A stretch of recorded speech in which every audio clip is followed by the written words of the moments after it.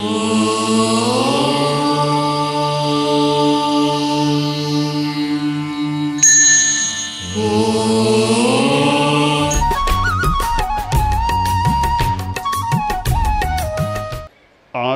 वाङ्मय में कहा गया है, रागो ये दोषो वियकम बीयम कम्मं च मोह पभवं वयन्ति कम्मं च जायी मरणस्य मूलम् दुःखं च जायी मरणं वयन्ति। आश्रय।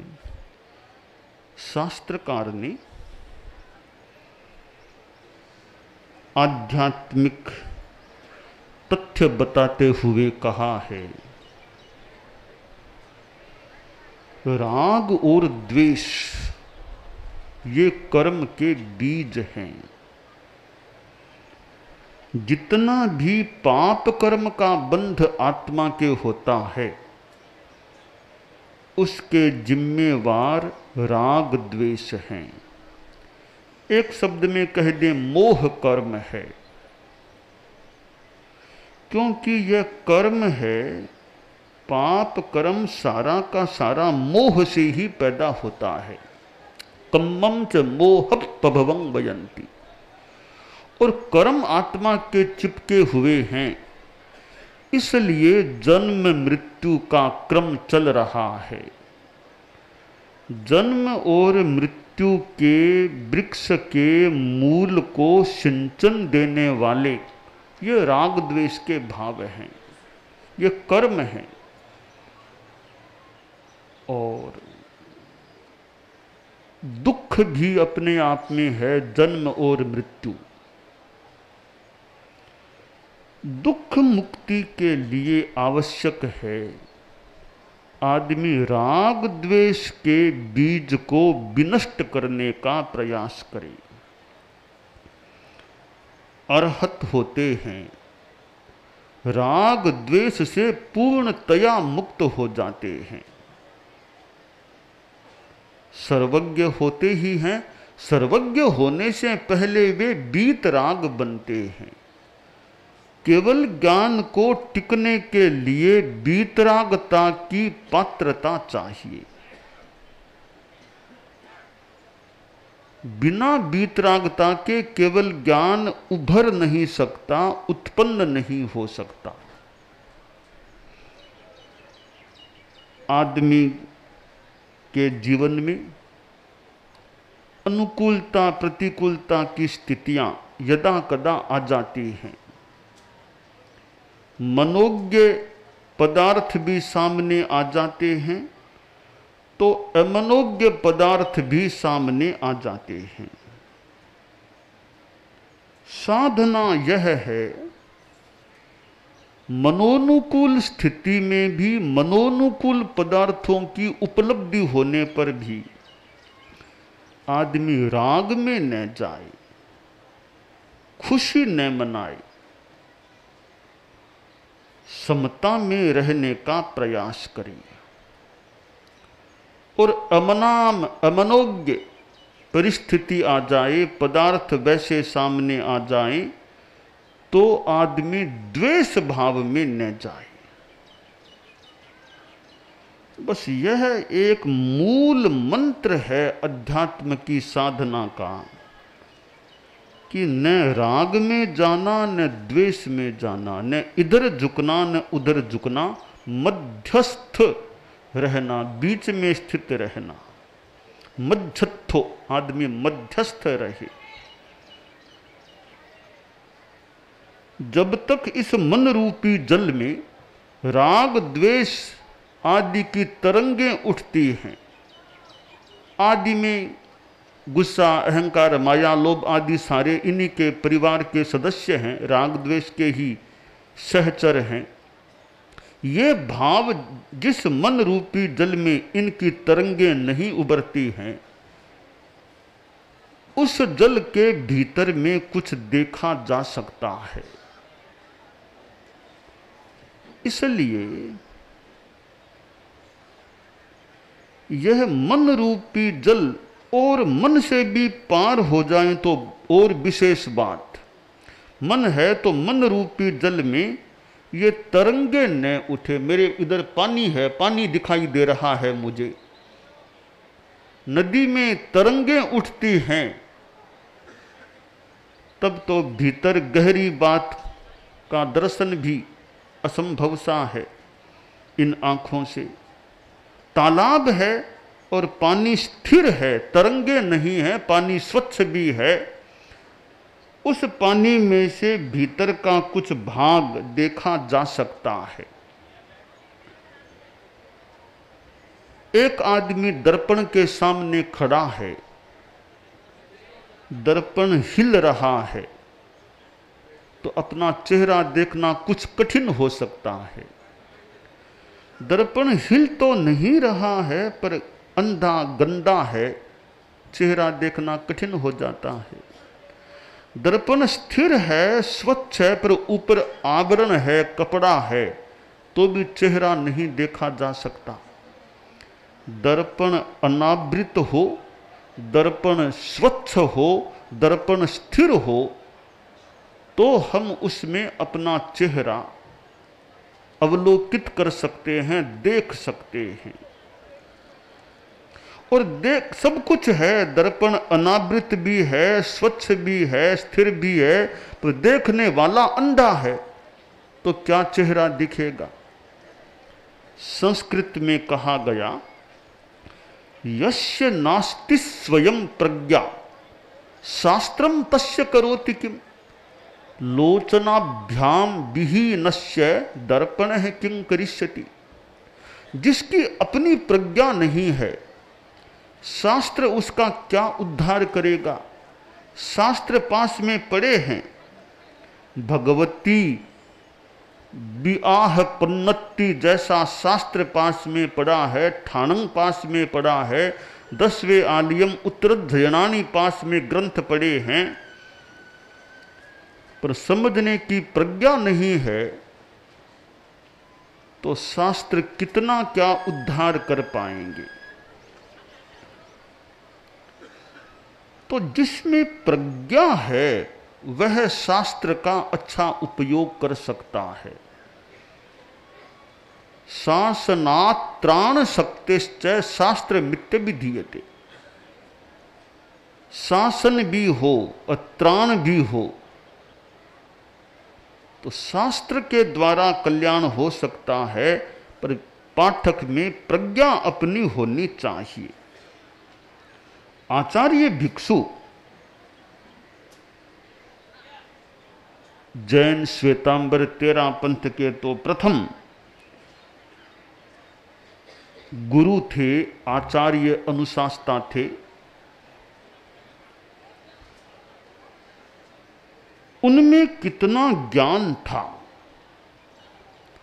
और यूं माने कि उनमें प्रज्ञा विकसित थी।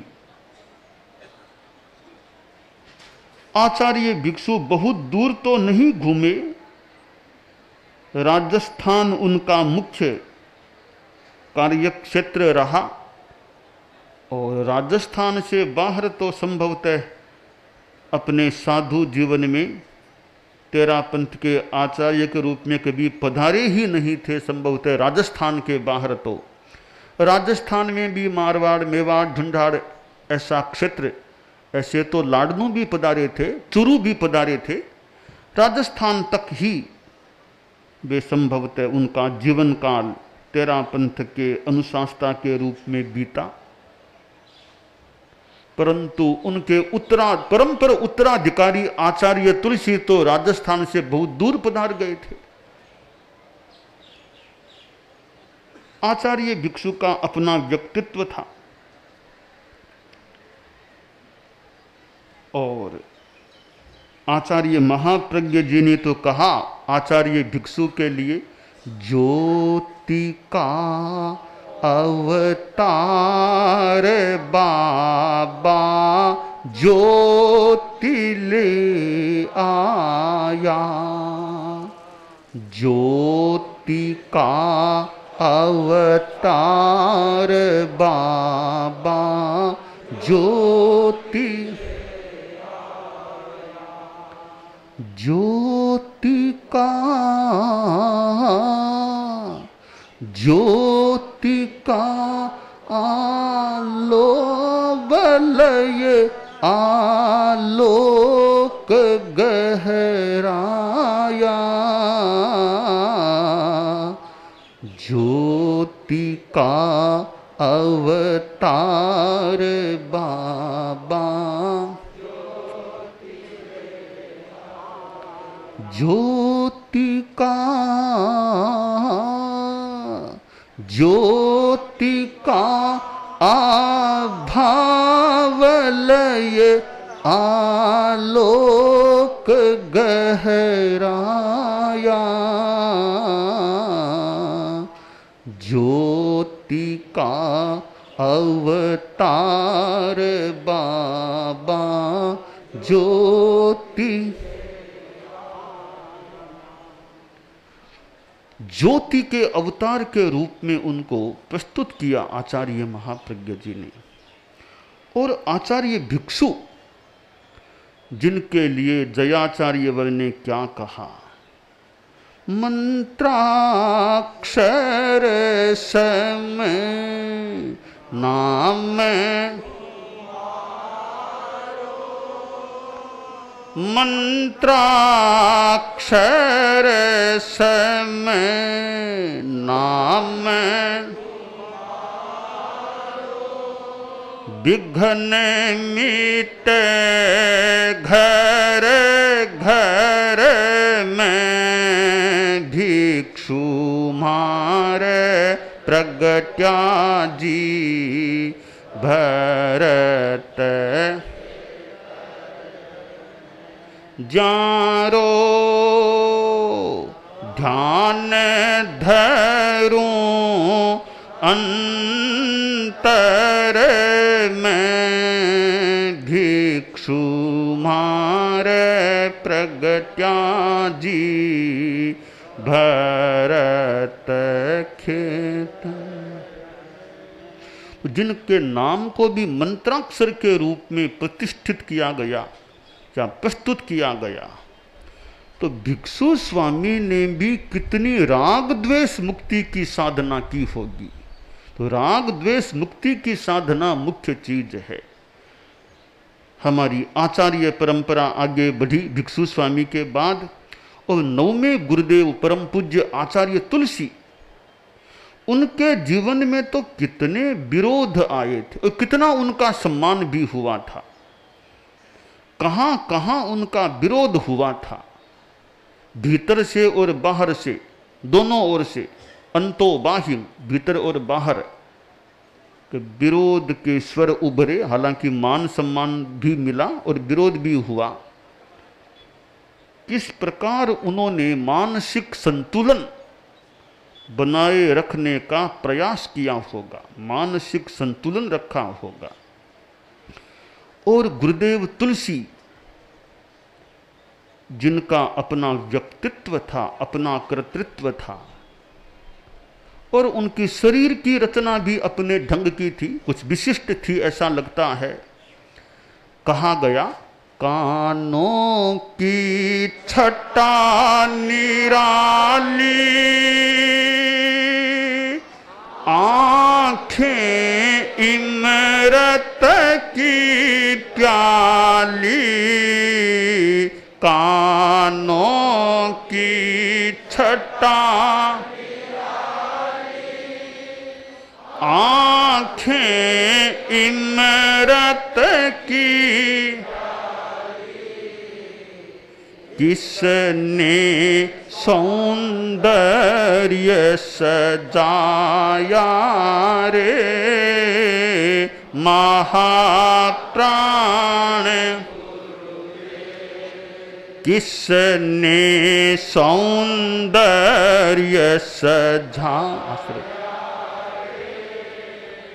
महाप्राण, जीवन भर काम करूंगा, गण का भंडार भरूंगा, जीवन भर